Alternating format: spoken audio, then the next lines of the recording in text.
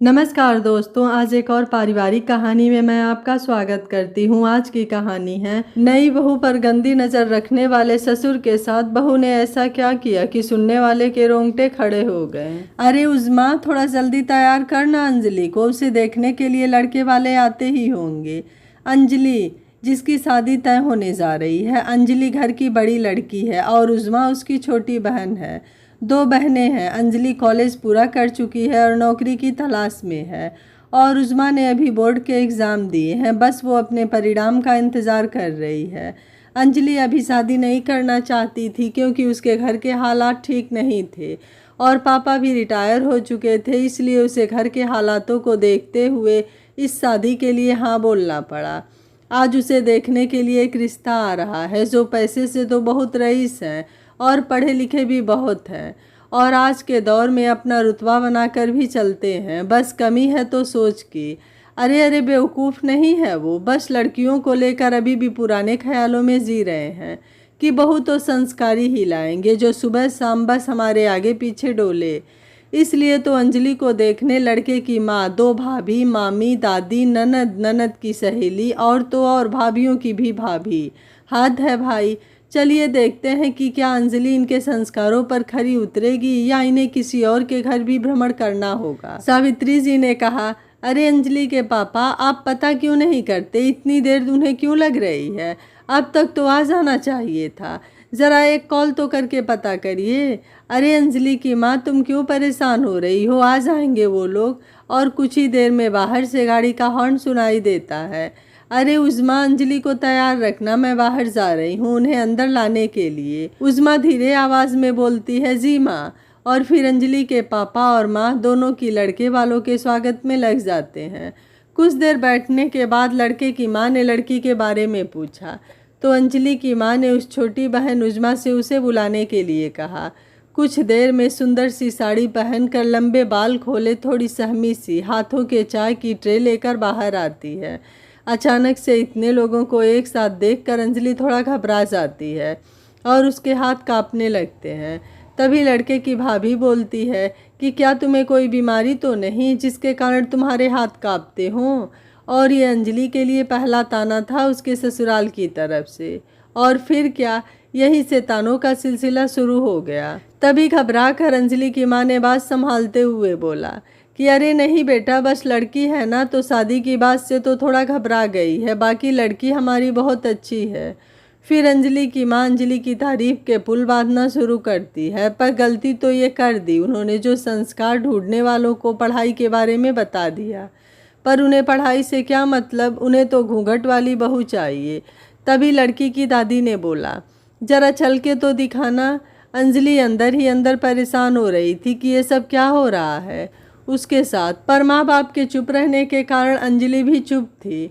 फिर अंजलि ने चलकर दादी की तसल्ली की। फिर लड़के की बहन ने तो कुछ खाने की डिमांड कर दी कि मुझे तो होने वाली भाभी के हाथ से पकौड़े ही खाना है और सीखना भी है।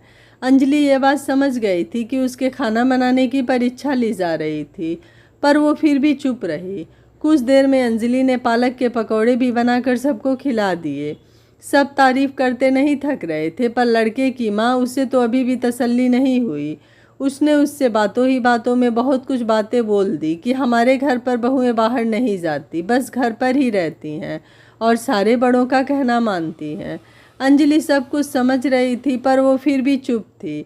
उसे तो बस लड़के से एक बार बात करके उसके स्वभाव के बारे में जानना था, क्योंकि दीपक बहुत ही शांत स्वभाव का लग रहा था। पर वो मन ही मन सोच रही थी कि पता नहीं ये मौका कब आएगा।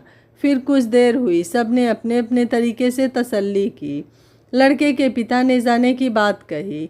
अंजलि एकदम से दंग रह गई कि अभी तो उसने दीपक को मन भर देखा भी नहीं है और वो उससे बात करना चाहती है, पर वो ये बात दीपक के परिवार के सामने नहीं बोल सकती थी कि कहीं संस्कारों का अपमान न हो जाए, इसलिए वो फिर भी चुप रही और सब वहाँ से चले गए। अंजलि बहुत उदास हुई कि वो एक बार बस लड़के से मिलकर अपनी नौकरी की बात करना चाहती थी, पर यह भी न हो सका। अंजलि की माँ ने उससे लड़के के बारे में बात की। तभी अंजलि की छोटी बहन बीच में बोल पड़ी कि जीजी ने तो उन्हें ढंग से देखा तक नहीं, तो शादी कहाँ से करेंगी। अंजलि की माँ भी बहुत अच्छे से लड़के के घर वालों की बातें समझ रही थी, पर उनकी भी मजबूरी थी। अपनी बड़ी बेटी की शादी करना और अपने से ज़्यादा रईस और अच्छे परिवार में शादी करना तो हर माँ बाप का सपना होता है। इसलिए वो खुद के साथ साथ अंजलि को समझाने लगी कि शादी के पहले ससुराल ऐसा ही होता है, पर शादी के बाद धीरे धीरे सब ठीक हो जाता है। तभी उजमा बीच में बोल पड़ी, अगर नहीं हुआ तो अंजलि की माँ ने बोला कि अगर ठीक नहीं हुआ तो ठीक करना पड़ता है हर लड़की को, यही संस्कारी बहू के गुण हैं। फिर वो अंजलि से उसके जवाब की प्रतीक्षा करती हैं। अंजलि की माँ ने कहा, अरे तू बोलती क्यों नहीं है कुछ, क्या कमी है इस रिश्ते में? अगर इतना अच्छा रिश्ता ठुकरा दिया तो फिर दूसरा ऐसा नहीं मिलेगा, और अगर बार बार न करती रही तो सोचेंगे कि लड़की में ही कोई खोट है, तभी इसकी शादी नहीं हो रही। और फिर अपनी छोटी बहन उजमा का तो सोच, उसके आगे तो पूरी जिंदगी पड़ी है। अंजलि शांत होकर अपनी माँ की इस रिश्ते के लिए सारी दलीलें सुनती रही। फिर वो भी चुप थी, पर वो मन ही मन सोच रही थी कि क्या सच में एक लड़की होना इतना मुश्किल होता है कि अपने माँ से ही अपने दिल की बात न कही जा सके। वो अपनी माँ से कहना चाहती थी कि माँ, मैं शादी नहीं करना चाहती, वो यहीं रहकर नौकरी करना चाहती है और घर का ख्याल भी रखना चाहती है, और वो परिवार जहाँ संस्कारों का इतना बोलबाला है कि वहाँ उसे बिना संस्कारों के सांस भी नहीं लेने दिया जाएगा। वो रो रो कर कहना चाहती थी कि नहीं माँ, मुझे यह शादी नहीं करनी है। उसने माँ की सारी दलीलें सुनने के बाद चुप रहना ही सही समझा और हाँ में सिर हिला दिया, पर वो एक बात बोले बिना न रह सकी। उसने अपनी माँ से लड़के से एक बार मिलने की बात कही, पर उसकी माँ ने यहाँ भी दलीलें सुना दी कि तू पागल हो गई है क्या, और ये बात उनसे न बोल देना, देखा नहीं कितने संस्कारी लोग हैं वो, और तू तो फिर भी बहुत किस्मत वाली है जो पहली बार में ही लड़का देखने को मिल गया। नहीं तो हमारे ज़माने में शादी के बाद ही पता चलता था कि आखिर शादी हुई किससे है, और ज़ोर ज़ोर से हंसने लगती हैं। अंजलि भी ये बात अच्छे से समझ गई थी कि उसकी माँ सिर्फ ये बात उसे बहलाने के लिए बोल रही हैं कि कहीं ये रिश्ता न टूट जाए, इसलिए वो फिर भी चुप थी। कुछ दिनों बाद शादी का दिन करीब आ गया, तो अब लड़के वालों ने सोचा कि क्यों न संगीत का अच्छा सा कार्यक्रम रखा जाए, जिससे लड़की के कुछ और संस्कार देखने को मिल जाएंगे। आखिर वो इस घर की बहू बनने वाली है, अच्छी तरह से जांच परख कर ही लाएंगे बहू। फिर ये बात जब अंजलि के घर वालों को पता चलती है तो वो सब तैयारी में लग जाते हैं। उजमा तो आज के फैशन के कपड़े ढूंढने में लग गई, पर अंजलि तो कुछ और ही सोच रही थी। उसे तो अपने भविष्य की चिंता थी, क्योंकि वो एक ऐसे घर की बहू बनने जा रही थी जहां संस्कारों के नाम पर किसी लड़की के सम्मान के साथ पल पल खेला जा रहा था। इसलिए वो सोच रही थी कि एक बार लड़की से मिलकर वो अपनी नौकरी की बात कर ले तो फिर उसे कोई समस्या नहीं होगी इस शादी से। पर लड़के से ही मिल पाना बहुत मुश्किल था अंजलि के लिए। एक पल को अंजलि के मन में ये भी ख्याल आया कि कहीं लड़का भी तो अपने परिवार वालों जैसा नहीं है, क्योंकि आजकल के लड़के तो शादी लगते ही फ़ोन करने लगते हैं, बाहर मिलने लगते हैं। पर मेरे साथ तो ऐसा कुछ भी नहीं हो रहा। पर हो सकता है कि वो भी ऐसा चाहते हों, लेकिन अपने घर वालों से डर रहे हों। आखिर वो भी तो शांत ही दिखते हैं। पर चलो कोई बात नहीं, आज मौका है, आज शायद बात बन जाए। और वो मन ही मन खुश हो जाती है। पर अचानक से उसके घर की घंटी बजती है और अंजलि की माँ दरवाज़ा खोलती हैं और देखती हैं कि लड़के की बहन के साथ उसकी भाभी भी आई हुई हैं। अरे आप लोग अंदर आइए, बताया नहीं कि आप लोग आने वाले हो। तभी लड़की की भाभी ने तीखे स्वर में बोला, अगर बता देते तो पता कैसे चलता कि हमारे होने वाली देवरानी आखिर हमारे पीठ पीछे करती क्या क्या है। और ज़ोर ज़ोर से दोनों हंसने लगती हैं। तब अंजलि की माँ बात को संभालते हुए बोलती है, अरे नहीं नहीं, ऐसा बिल्कुल भी नहीं है। वो संगीत के लिए क्या पहनना है इसके लिए भी दुकान नहीं गई। वो उजमा है ना, वही लाई है अपनी पसंद का। तभी लड़के की बहन बीच में बोलती हैं कि होने वाली भाभी वो पहनेंगी जो हम लेकर आए हैं। आखिर वो इस घर की होने वाली बहू हैं और बहुओं को संस्कारी कपड़े ही अच्छे लगते हैं। तभी उजमा बीच में बोल पड़ी, अरे ये क्या बात हुई, संगीत तो जीजी का है, फिर ये भला अपनी पसंद की ड्रेस क्यों नहीं पहन सकती हैं। तभी लड़के की भाभी बोलती है कि क्योंकि अब वो तुम्हारी तरह आज़ाद नहीं है, अब वो बहू बनने जा रही हैं, तो संस्कार तो होने ही चाहिए ना। तभी अंजलि की माँ ने उजमा को चुप कराते हुए उन्हें हाँ में जवाब दिया। फिर दोनों ने अपनी खातिरदारी करवाई और चलती बनी। अंजलि ये सब तमाशा देख रही थी, पर वो फिर भी चुप थी। कुछ दिनों में संगीत का दिन आ गया। अंजलि के चेहरे से झलकती उदासी कोई नहीं समझ पा रहा था। सब खुश थे, पर अंजलि, उसका क्या? वो पल पल खुद को लड़की होने का इल्ज़ाम दे रही थी, पर फिर भी उसे अपनी माँ की बातों पर यकीन था कि शायद शादी के बाद सब ठीक हो जाए। माँ ने तो पहले ही उसे घर की जिम्मेदारियों का भार सौंप दिया था और घर की बड़ी बेटी होने के नाते कुर्बानी तो करनी ही थी। वो पल पल अपने साथ हो रहे अन्याय के लिए खुद को ही कोस रही थी, पर कहीं न कहीं उसने दीपक से कई उम्मीदें लगा रखी थी, क्योंकि जिस घर में उसे बहू के नाम पर संस्कारों का जीता जागता पुतला बनाया जा रहा था, आखिर उस घर के कुछ संस्कार तो लड़के में भी होंगे। उसे ससुराल में किसी से कोई शिकायत नहीं थी, बस उम्मीद थी तो दीपक से। कुछ दिनों में संगीत का दिन आ जाता है। घर में चारों तरफ खुशी का माहौल था। अंजलि के ससुराल वाले भी आ चुके थे, बस इंतजार था तो दीपक का। कुछ ही देर में अंजलि की सास ने बहुत ही भारी स्वर में बोला, अरे बहू को तो लेकर आओ, हम भी तो देखें कि होने वाली बहू ने हमारे घर के संस्कारों का कितना मान रखा है और सजने संवरने में कैसी लगती है। फिर अंजलि की छोटी बहन उज़्मा अंजलि को लेकर आती है। अंजलि ने संस्कारों का जैसे पाठ ही पढ़ डाला हो। हर बात का ख्याल, धीरे धीरे चलना, चुनरी को लिहाज के साथ ओढ़ना, कपड़ों का डिज़ाइन तो ऐसा कि उसको खुद को सांस लेने के लिए ऑक्सीजन की ज़रूरत पड़ जाए, ऐसे खुद को छुपा रखा था। पर वो करती भी क्या? बात जो संस्कारों की थी। पर कहते हैं ना, कमी निकालने वाले कहीं ना कहीं से निकाल ही लेते हैं, और यही हुआ अंजलि के साथ। उसकी दादी सास ने तुरंत ही टोक दिया कि अरे होने वाली बहू ने तो सिर पर पल्ला रखा ही नहीं है, बेशर्मी की भी हद है। अपने बड़े बूढ़ों के सामने ऐसे ही सीना चौड़ा करके चली आई है। अंजलि ने मन ही मन सोचा, हे भगवान, अभी अभी परीक्षा देनी थी मुझे। और उसका हंसता हुआ चेहरा मुरझा जाता है। इस सिर न ढकने की वजह से 30 मिनट तक अंजलि को अच्छा खासा भाषण सुनाया जाता है, और बात तब खत्म हुई जब अंजलि ने सिर को ढक कर सबसे माफ़ी मांगी। अंजलि अंदर ही अंदर टूट रही थी कि एक लड़की होने की क्या इतनी कीमत चुकानी पड़ती है। समय बीत रहा था, पर दीपक का कोई अता पता नहीं था। धीरे धीरे सबने दीपक के बारे में पूछना शुरू कर दिया। अब मुश्किल हो रही थी संस्कारों का ढोल पीटने वालों को जवाब देने का कि उनका संस्कारी बेटा कहाँ है।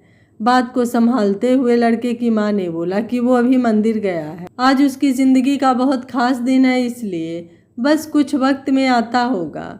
कुछ देर बाद एक गाड़ी आई जिसमें एक लड़के के साथ नशे में दीपक भी उतरा और झूमती हुई चाल लेकर सबके बीच पहुंचा। ये देखकर अंजलि और उसका परिवार हैरान रह गया कि इतने संस्कारों वाले घर का बेटा ऐसा कैसे निकल गया, पर फिर भी वो चुप रहे।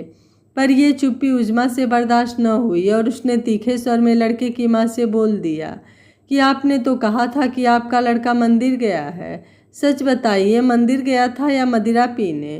तभी लड़के की भाभी उज़्मा को फटकारते हुए बोलती है कि घर वालों ने इतनी भी तमीज़ नहीं सिखाई है कि बड़ों से बात कैसे करनी चाहिए। फिर अंजलि की माँ ने इस वक्त भी अंजलि का पक्ष लेने की जगह लड़के वालों का पक्ष लेकर उज़्मा को ही डांट दिया और चुप रहने को कहा। फिर लड़के की भाभी ने बात संभालते हुए संगीत के कार्यक्रम को आगे बढ़ाने की कोशिश की।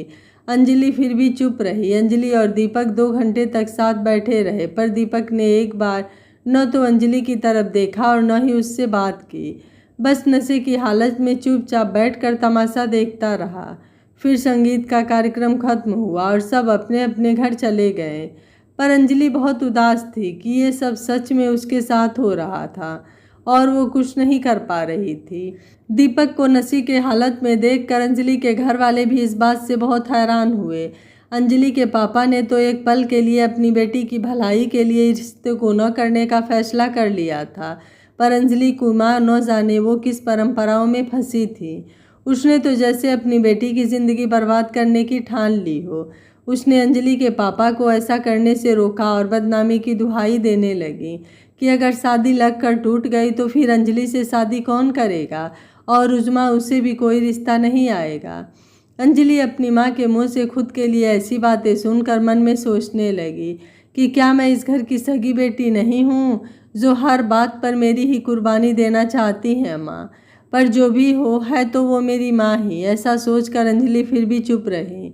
कुछ दिन बाद शादी का दिन आ गया। संस्कार के नाम पर ढोल पीटने वालों ने अपने घर की बहू बेटियों को जमकर नचाया और जब सब अंजलि की बात करने लगे तो दीपक की माँ ने तुरंत ही संस्कारों का चोला पहना लिया। बारात जैसे ही दरवाजे पर आई सब दूल्हे को देखने के लिए बेचैन होने लगे, पर जब सब दरवाजे पर आए तो किसी को भी दूल्हा नहीं दिखा। तब अंजलि के पापा ने अपना धैर्य खोते हुए कहा कि बहन जी, संगीत की बात समझ में आती है कि आपका बेटा किसी काम में फंसा हुआ हो सकता है, पर भला आज का दिन, आज उसकी शादी है और उसके लिए अपनी शादी से ज़्यादा ज़रूरी और क्या काम हो सकता है भला?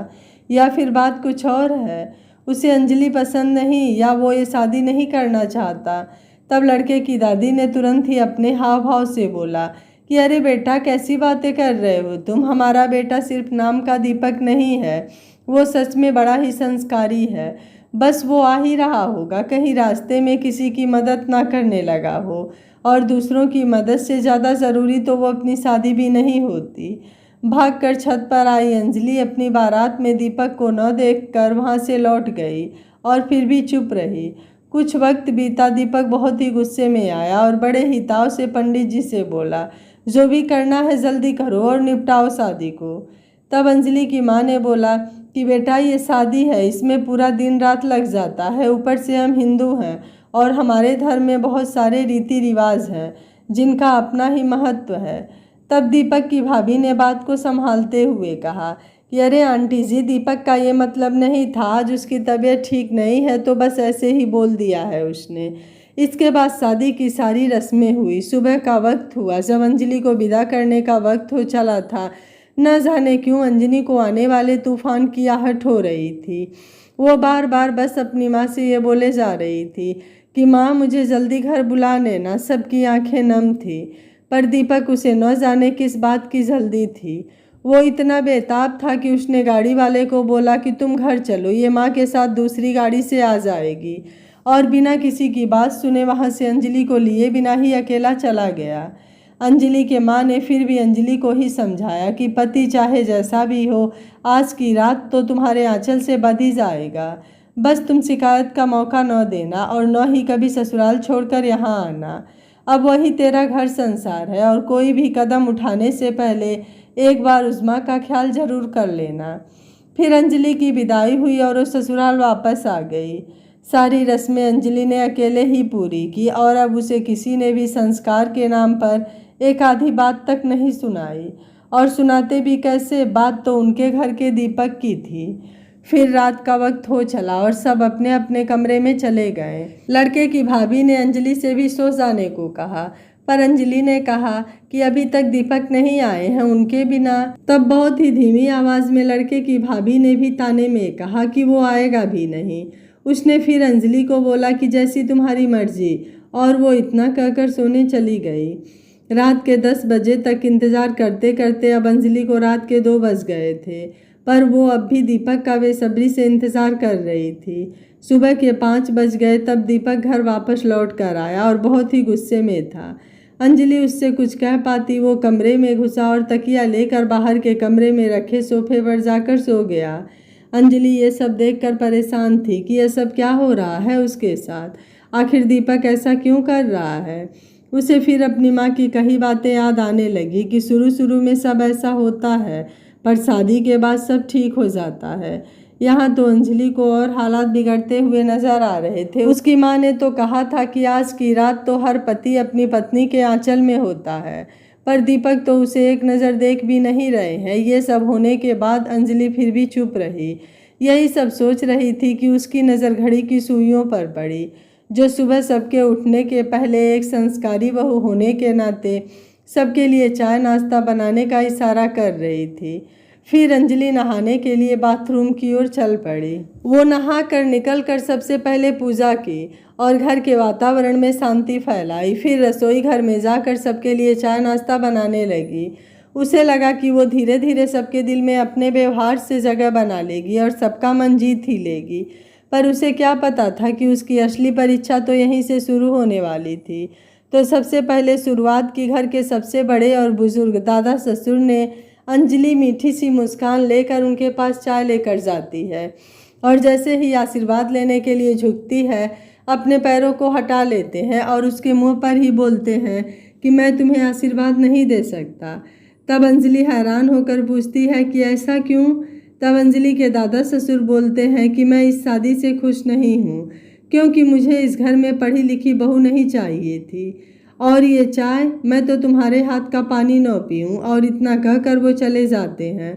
अंजलि निराश हो जाती है। अब अंजलि की बड़ी भाभी आती हैं।